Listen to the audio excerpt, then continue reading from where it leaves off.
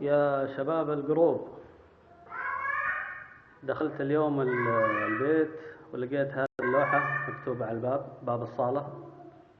صراحة اني خفت صراحة.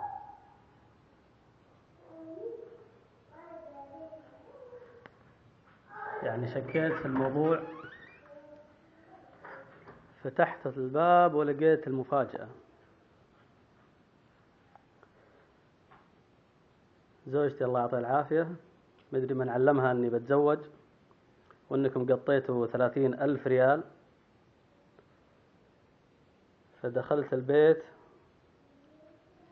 لقيتها حاطة 90,000 ريال، يعني دبل اللي دفعتوه 3 مرات.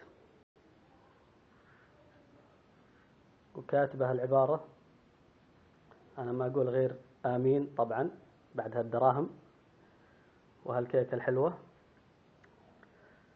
وهالرسالة لكم يا أصحاب الجروب، تقول لكم لو أعطوك أكثر أنا بعطيك أكثر وأكثر وأكثر. يعني الموضوع فيه تحدي.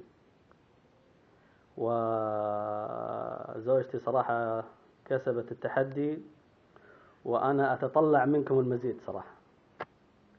أشكر زوجتي على ردة الفعل هذه الغريبة.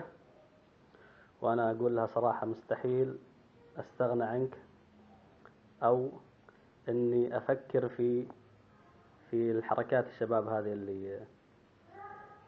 اللي مدرك